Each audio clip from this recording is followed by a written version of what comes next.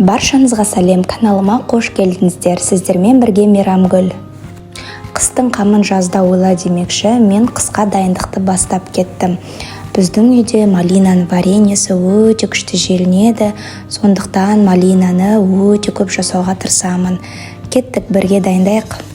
Ең алдымен малинамызды жақсылап жуып аламыз. Ол үшін осылай кішкентай мөлшерде малинамызды ситаға салып, орысша айтқанда под проточной водой жақсылап жуып аламыз. Енді жуғандарыңыз абзал, себебі шам болады, далада тұрады. Бірақ кейбір адамдар малинаны жумайды деп та естідім.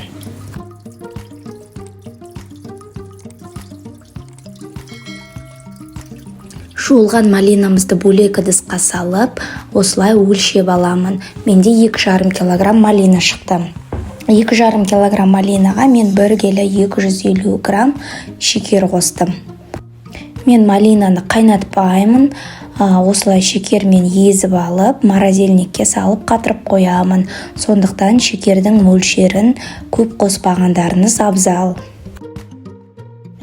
Енді осылай блендердің көмегімен шекеріміз толық ергенше жақсылап езіп аламыз.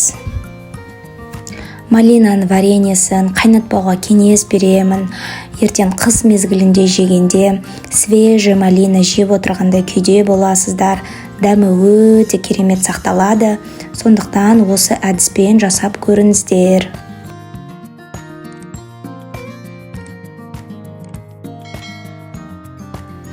Дайын болған вареньемізді осылай контейнерлерге құйып, морозильникте сақтаймын.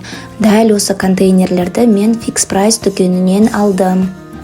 Тапперверден де заказ берсеңіздер болады. Ол жақта әртүрлі мөлшерде контейнерлер сатады. Кішкентай көлемде, үлкен көлемде өзіне ыңғайлысын таңдап алыңыздар. Вареньеміз дайын, жасап көруге кеңес беремін. Малинаны мүлде қайнатпай қойыңыздар деп айтар едім. Өйткені осы күйде жасасаңыздар міндетті түрде ұнайды. Видеоны соңына дейін қарағандарыңызға рахмет. Сіздермен бірге болған Мейрамгүл.